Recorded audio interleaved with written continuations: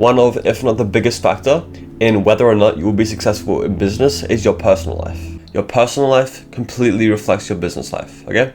If you're lazy, lethargic, and unmotivated in your personal life, it's going to be the same in business, okay? So in this video, I'm going to be going over the 5 most important habits that you should be implementing as soon as possible into your personal life to then see asymmetric dividends in your business life. Okay, let's go. So the first habit is martial arts, and specifically for me, I do Brazilian Jiu-Jitsu. And to understand why martial arts is so good for your business, we need to understand a concept called trial by fire, okay? Trial by fire is basically a period of time in which you're evolving, and basically everything sucks in that period of time. It's gonna hurt, and this is because you're evolving and you're becoming a new person. So your old self, who you used to be, is gonna fight back, right? And it does that through pain and through resistance, okay? And so that happens in business and that happens in martial arts. So you're gonna understand what it feels like to suck at something, but keep going. And so you need to understand that feeling, okay? And you need to feel that and be okay with it, and you need to be able to sit in that pain and sit in that resistance and not let it change anything, okay? You need to be able to detach your actions from your emotions, okay? So it shouldn't matter if you're worried or you're sad or whatever feelings you're facing, you should be able to do the actions anyway, okay? And that's what martial arts is going to give you. It's going to give you experience going through that trial by fire and overcoming those painful situations. So you'll know what it feels like and be ready to face them, but also you'll know how good and how amazing it feels to get over the trial by fire and make it through the trial by fire to where you're actually able to now see good results and make good progress. Having experiences going through that process of that trial by fire is going to be so important, okay? It's going to help you in your SMMA because you're going to feel uncomfortable and things won't make sense, but it's normal. That's okay, right? Things aren't meant to make sense in the beginning. Less than 1% of people who are watching this who are beginners in SMMA are actually going to be successful with it. But that is a good thing. And if everyone could do it and everybody was doing it and it was pretty easy, then the end result would not be as valuable, okay? If you want to be in that small percentage of people who do make it, you need to learn how to learn effectively, which is actually the second point, okay? It's actually learning how to be a good student. And that's exactly what martial arts teaches you. It teaches you how to learn. It teaches you how to get up every single day and, go to class, and maybe they teach you something and you don't quite understand it. So you try it yourself, you ask some questions, and eventually you come to that process of actually understanding it and it clicks in your mind. And you kind of get that light bulb effect where everything clicks and everything makes sense. And that's what's going to happen in SMMA. You're going to start, things are going to be uncomfortable and things aren't really going to make sense. And that's meant to happen. As I said, it's not meant to be easy. But if you can learn how to learn through martial arts, and specifically if I were you, I would choose Brazilian Jiu-Jitsu. If you can learn how to learn and learn how to be a good student, you're going to get through that process a lot quicker. The second habit is meditation. Okay, and meditation is so important because the way to actually move the needle towards your goal is by doing deep focus work. So we can visualize this. So imagine this is you right now, and all of this is basically all the action that you have to take to get to your end goal. So maybe this is, for now, it's 10K per month. That's your goal right now, right? And right now you're at 0. This is the needle, and every time you do needle moving action, you move the needle a tiny bit forward, right? And so you need to figure out what the action is that is needle moving and keep on doing that needle moving action until eventually you do enough to where you make it to your end result and you actually do enough needle moving action to move that needle all the way to 10K per month, right? And for SMMA, the needle moving action is some sort of deep focused work. Now typically that's going to be outreach, or maybe it's posting content, or maybe it's doing paid ads. Wherever it happens to be, it's going to be some sort of a client acquisition system that you're running. But with all client acquisition systems, you need to harness your attention and you need to have deep focused work. And what meditation will allow you to do is get to that state of flow and get to that deep focused work state a lot quicker, okay? And it's going to make you aware of distractions and make you aware of impulses. So if you're 15 minutes in and suddenly your phone rings or something like that happens, you're going to be conscious of the impulse that is happening and you're going to be aware of it, and that's going to let you not get distracted and get back to work immediately and keep on focusing. When we're doing deep focused work, we need to be able to unlock that state of clarity and focus on one thing, right? Because focused work, as we just looked at, is the catalyst of business growth. If we can wake up before anyone else and spend maybe 60 to 180 minutes working deeply, you can get a week's worth of work done in a day. And it comes down to being able to get into that deep flow state and being able to focus. And so if you're a complete beginner when it comes to meditation and you want to know how to start, just do 1 minute every single day, right? It's going to feel easy, but if you're a complete beginner, all you have to do is start with the 1 minute. So sit down with your back straight in an uncomfortable position and close your eyes and focus on your breath. So let's do it right now. Sit down, back straight, close your eyes and focus on your breath. Just do it for 5 seconds. Ready?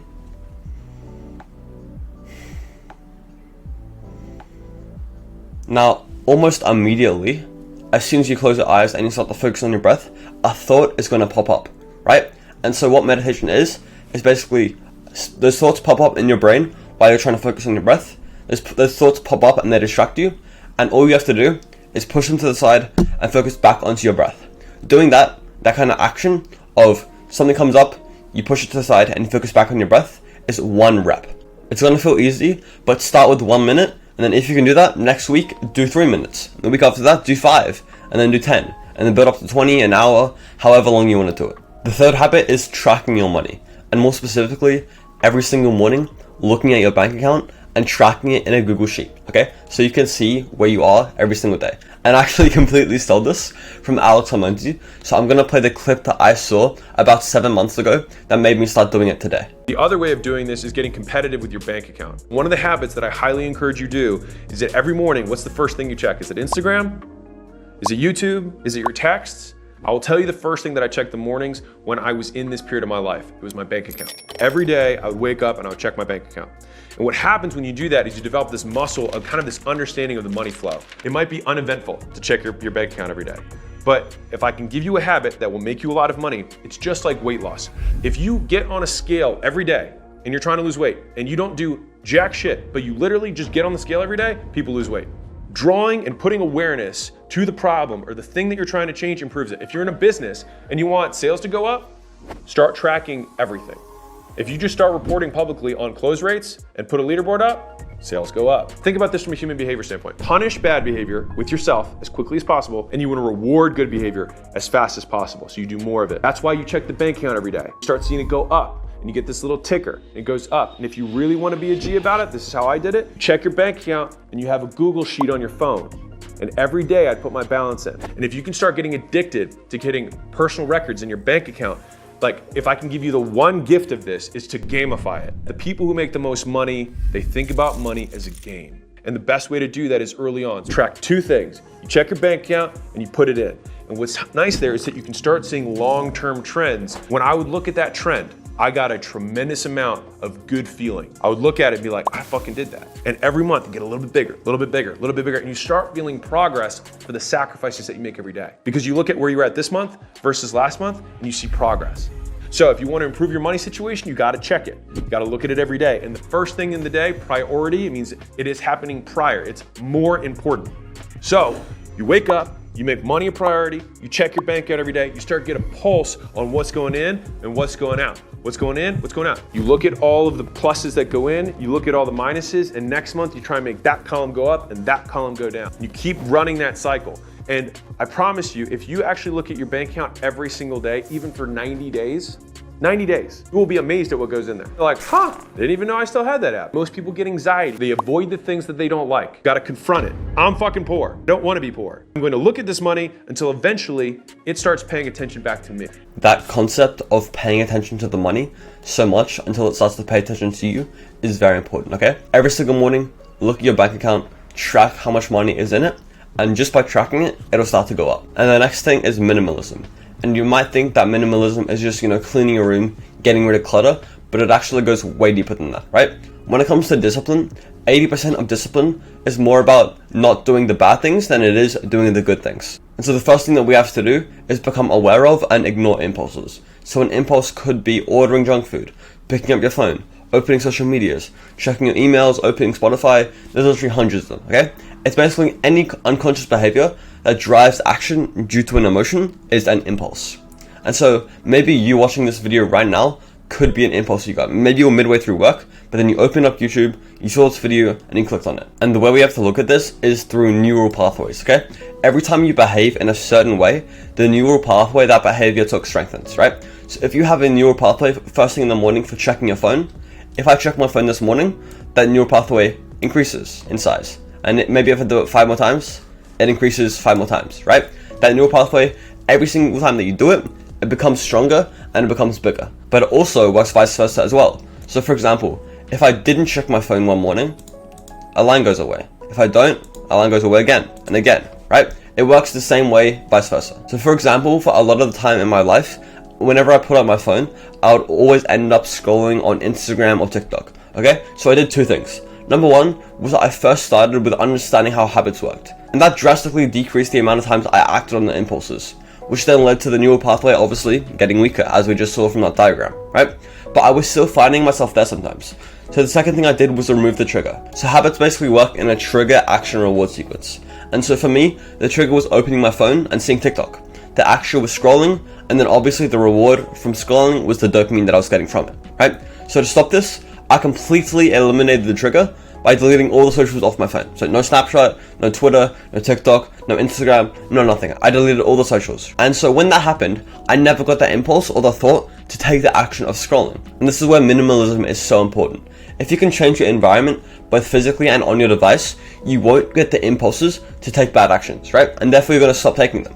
So for example, if you just buy good foods, you won't eat sugar. If you don't have any social medias on your phone, you won't scroll. And now this is good and all, but when you see sugary foods, after not seeing them at all, you're gonna get that impulse and you're gonna do the action and you're gonna feel the reward, okay, which is still bad. And so the answer to that problem is willpower. And the way that we do that is we get rid of almost everything, but we keep one thing from each of our bad habits, right? So maybe for social media, we delete all of our socials except for TikTok. And maybe for sugar, we get rid of all sugary things in our environment, but we keep a chocolate on our desk. And so now every time we see that chocolate, we have to use willpower because we're gonna feel that impulse. We have to overcome it using willpower and say no. And when we do that, then the neural pathway is going to decrease again and again and again. And that neural pathway to saying no to it is going to increase again and again and again. And so we should be a minimalist and we should try to decrease all the triggers, but that's not going to completely get rid of the problem. The way to actually completely get rid of the problem is get rid of all the triggers except for one and see that trigger every single day and overcome it. So that neural pathway for seeing the trigger and taking the action we don't want us to take is going down, and the neural pathway for seeing the trigger and doing the good action of not taking any action is going up. So the 5th and final habit that you should be implementing if you want to see asymmetric dividends in your business life is actually time management. And this actually sounds really simple, but it's something not a lot of people do, okay? And laziness loves ambiguity, okay? If you want to be lazy, the way to do it is by not planning anything and just going, I'll do it later and never getting to it. So the way to actually stop being lazy and stop being focused and stop being disciplined is by planning out your days, your months, your hours, your years. For more short-term things, like for hourly, daily, and weekly events, I use the Google Maps, right? It's very simple. I just plan out everything that's happening on my Google Maps, right?